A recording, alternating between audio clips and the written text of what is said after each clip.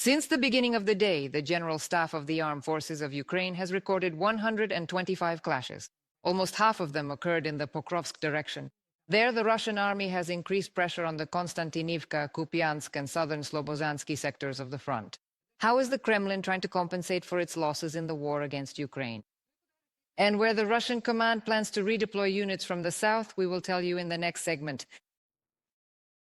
Special Operations Forces have struck the Fardiska oil depot in occupied Crimea for the third time this month. The operation was carried out the night before. Ukrainian drones hit a pumping station on the base's territory. The Ukrainian armed forces emphasized that it is of vital importance for supplying Russian military facilities and army transport. Since the beginning of the day, the General Staff of Ukraine has counted 125 battles along the entire front line. In the Kostyantynivka direction, the Russians tried to break into Ukrainian defenses near 4 settlements.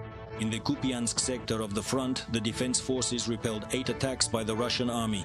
Ukrainian defenders also stopped 8 more enemy assaults on the Southern Slobozhanske bridgehead. The defense forces continue to hold back the advance of Russian troops in the hottest sector, the Pokrovsk Direction. The Ukrainian military command reported that today the enemy tried 51 times to push Ukrainian soldiers from their positions in the areas of 12 settlements. Meanwhile, the Center for Countering Disinformation under the National Security and Defense Council of Ukraine notes that the situation in the Pokrovsk direction is becoming crucial for both Ukraine and Russia. It is here that record losses of the Russian army are being observed, along with attempts at covert mobilization and changes in the pace of the offensive. According to the agency, Russia is trying to compensate for its massive losses through covert mobilization, that is, by converting conscripts to contract soldiers, as well as recruiting reservists for so-called protection of important facilities in various regions. The National Security Council emphasized that the flow of contract soldiers in Russia has sharply decreased. The recruitment of foreigners no longer offsets the losses, and Moscow is forced to look for additional ways to replenish its troops. The defense of the Pokrovsk-Myrnograd agglomeration continues. The situation remains difficult and dynamic. The enemy is deploying all available reserves, but in return is only suffering massive losses. In Myrnograd, Ukrainian units are confidently holding their positions and destroying Russian occupiers on the approaches to the city. Andriy Kovalev, spokesperson for the General Staff of the Armed Forces of Ukraine, in a comment to Ukrainska Pravda. And in the southern direction, the Russian command is redeploying units, in particular transferring airborne forces and replenishing losses in personnel and equipment. This is reported by the defense forces of the south. However, they emphasize that this is not about a massive buildup of enemy forces, but rather the rotation and reinforcement of specific Russian assault units. They have several ways to replenish their armed forces. The first way is, of course, through contracts. That is, they sign contracts, the amount varies. The second way is by settling certain debts, debts owed to banks or perhaps to some other organizations. So they promise to pay off debts and in this way attract people. The third option is, individuals who have committed crimes, let's say, or people who have been convicted of various crimes.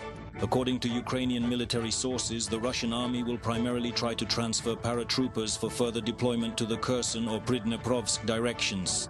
In addition, some units of the Russian military are being prepared for the Orekhov, Gulyaipol and Alexandrovka sectors of the front.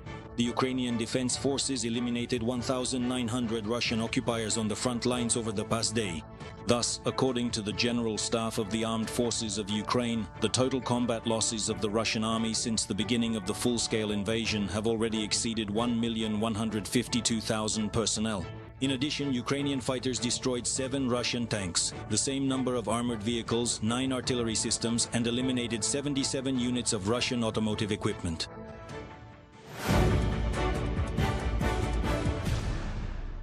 Chaos, unsanitary conditions, alcohol, and illegal substances are the main reasons for the increase in non-combat losses in the Russian army. This was reported by the main intelligence directorate of the Ministry of Defense of Ukraine. In the Central Military District of the Russian Federation, more than 600 servicemen have died over the past 2 years. Last year, more than 70 Russian soldiers took their own lives. In the first half of 2025 alone, there have already been 86 such cases. In addition, intelligence noted that 32 people died due to poor nutrition. As for the use of illegal substances, the number exceeds 100. Ukrainian President Volodymyr Zelenskyy discussed the process of Ukraine's European integration with the Speaker of the Serbian Parliament, Ana Brnabić. She is visiting Kyiv The parties also discussed interstate cooperation and partnership for regional security. According to the president, this is a strategic goal for both countries. In addition, Zelenskyy thanked Serbia for supporting Ukraine's territorial integrity. Slovakia has not found any violations in the process of transferring MiG-29 fighter jets to Ukraine.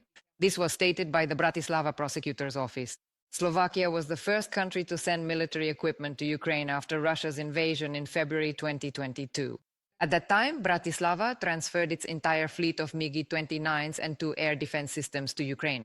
However, the current Ministry of Defense in Robert Fico's government, which maintains warm ties with Russia, filed a criminal complaint in June of last year, claiming that these actions caused serious damage to the country. After conducting an investigation, prosecutors refuted these accusations. Incidents involving drones continue to be reported in Western Europe. In Belgium, 3 unidentified drones were spotted over a nuclear power plant in recent days. At Liège airport, flights were temporarily suspended due to the threat. A week earlier, similar objects had been repeatedly seen over the airports of Brussels and Liège, as well as over military bases. EU countries view such incidents as possible elements of reconnaissance, methods of psychological pressure, or ways to assess the readiness of special services. To help Belgium strengthen its defenses against so-called unidentified drones, the United Kingdom is sending military personnel and special equipment there. The decision was made by the defense ministers of both countries. London does not confirm that the drones detected in Belgium were Russian, but suggests that it is highly likely. To learn how countries plan to defend themselves against hybrid attacks, watch the report by Andrei Dimitrenko. London will help Brussels protect its airspace from drones, announced the UK Chief of Defence Staff, Richard Knighton. On November 4th, several so-called unidentified drones were detected in the skies over Belgium. Some of them flew over a military base. Airports in Brussels, Liège, and Charleroi were temporarily closed, and the armed forces were ordered to shoot down all unidentified aerial targets. According to Knighton, the United Kingdom will soon send specialists and equipment to Belgium. We don't know whether these are Russian attacks or not, but they do have these drones that cause disruptions at airfields and have been spotted over their military bases. The United Kingdom, along with 31 other NATO allies, will work on mutual support. And that's why the Minister of Defence and I are very pleased to see that British military personnel have been deployed to support Belgium. By the end of the year, Belgium will open a national air security centre, which will bring together all services to combat aerial vehicles, according to the Ministry of Defence. The head of the department, Theo Franken, stated that the country will strengthen its anti-drone defense and the German armed forces will assist them. The first advance units have already arrived to assess the situation.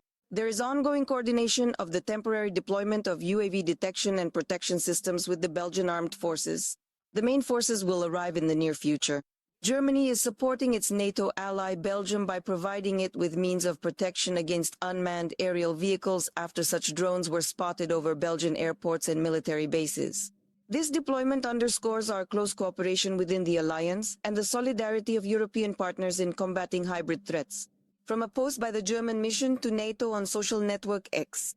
The provocations in Belgian airspace are not accidental, believes Professor Sven Biskup of the Egmont Royal Institute. The Kremlin wants to retaliate for the preparations to confiscate the frozen assets of the aggressor country. Brussels is home to the international depository Euroclear, where 140 billion euros of Russian frozen assets are held, which EU countries plan to transfer in support of Ukraine. You have to ask yourself who benefits from this. It is without a doubt Russia.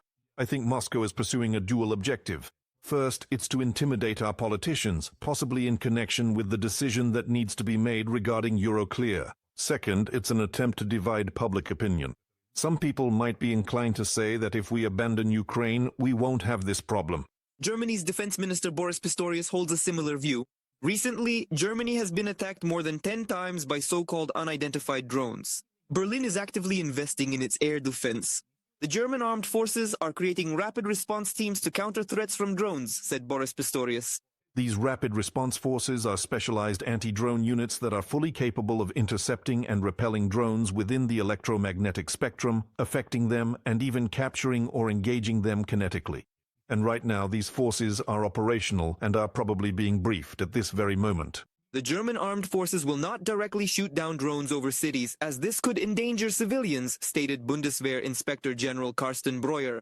Instead, the army will use alternative neutralization methods, specifically electronic interference with flight control or intercepting the drone using specialized systems. According to Brewer, in his 40 years of service, he has never seen such a threat from Russia as he does now. Andrei Dimitrenko for Freedom TV channel. The longest shutdown in U.S. history appears to be coming to an end. The U.S. Senate has passed a bill to fund the government. 60 people voted in favor, 40 were against. The previous 14 times, the senators failed to reach the minimum threshold of 60 votes needed to make a decision. Now, to end the shutdown, the bill must be passed by the House of Representatives and signed by President Donald Trump. Lukoil has halted operations at a giant oil field in Iraq, citing force majeure. According to Reuters, due to sanctions imposed on the company, Iraq has suspended all oil-related monetary payments to Lukoil. And last week, the company sent a letter to Iraq's Ministry of Oil stating that force majeure circumstances had arisen, making it impossible to continue normal operations at the field. And if the reasons for the force majeure are not resolved, the company will halt production and completely withdraw from the project. According to the agency, this field is one of the largest in the world and is Lukoil's most valuable foreign asset. In Russia, every 8th company in the urban passenger transportation sector has closed down. And the main reason is a shortage of personnel. Absolutely all regions of the Federation are facing this problem. For example, in 2024, the demand for bus drivers in St. Petersburg increased by 40%. That's according to calculations by headhunter analysts. Putin has no intention of bringing Russians back from the war against Ukraine, so the Kremlin has come up with a solution to attract labor migrants from India. Nikita Skoblikov will tell you more about this. Starting from January 2026, VAT in Russia will increase to 22%. The tax hike is due to a budget deficit amid rising military spending and declining export revenues. However, it is unlikely that this measure will be able to fix the situation. Ukraine's Foreign Intelligence Service has calculated that actual VAT revenues to the Treasury will be $6.1 billion less than what the Russian Ministry of Finance forecasts. In addition, this will lead to a number of problems in the country's economy. A decrease in domestic demand is expected, which will reduce revenues from excise taxes and duties. Higher prices will reduce company profits. The wage fund and tax payments from personal income will also decrease. A reduction in dividends for private and state shareholders will lead to losses for certain companies, and regions will lose a significant portion of their revenues. The increase in VAT will intensify inflationary pressure and force the Central Bank of Russia to maintain high interest rates for at least 2 more quarters. This will increase the cost of government borrowing. From a publication on the website of the Foreign Intelligence Service of Ukraine. The main flow of funds from the Kremlin is directed to the military-industrial complex, but even it has already started to falter. After 3 years of growth, industries related to the military-industrial complex are now showing stagnation or a decline in production, writes the Moscow Times, citing data from Rosstat.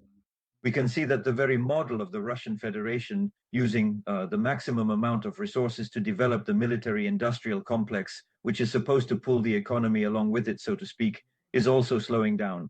And now, even for directly financing the military-industrial complex, Russia doesn't have enough money, there aren't enough resources, and the Russian military-industrial complex itself, so to speak, is also starting to stall. The failure of import substitution is making the situation worse. The manufacturer of integrated circuits, Baikal Electronics, was unable to establish production of the domestic Baikal EM processors. According to the company's CEO, the reason is a shortage of components on the market, which is the result of Western sanctions. Together with our partners in the European Union, we are already preparing the 20th package of sanctions. We expect to prepare the contents of this package within a month, and we propose to include in the 20th EU sanctions package Russian legal entities and individuals who are still profiting from energy resources. There will also be an update regarding those who have abducted Ukrainian children. There must truly be global pressure against this. And of course, there should be significantly more pressure on all the schemes that allow Russian military production to continue operating. If the military-industrial complex isn't growing, there's nothing to say about civilian industries at all. Over the past 3 years, 875 companies and individual entrepreneurs in the field of urban and intercity transportation have ceased operations in Russia, according to the Moscow Times. The main reason is a severe shortage of specialists. Back in the spring, the State Duma stated that 37,000 driver positions remain unfilled. However, according to Oleg Torosh, the head of the relevant organization, the real number could be as high as 500,000 people. The Russian economy has truly reached a certain critical point, and so to speak, the approach of a flock of black swans is, in my view, only a matter of time, and not a long time at that. And the main problem, as I see it in the Russian Federation, is that today, at this very moment, it is essentially facing a double crisis, one that is both significant and challenging. The Kremlin does not disclose the true scale of its own losses in the war against Ukraine, but the situation with the labor shortage is indeed critical. That is why the government has decided to replace Russians with migrants. As the Economic Times reports, Moscow plans to sign an agreement with India on labor mobility in order to address the staffing issue. Currently, Indians in Russia are mainly hired for construction and the textile industry. But the labor shortage in mechanical engineering and electronics seems likely to soon open up new opportunities for migrants. Nikita Skoblikov for Freedom TV Channel.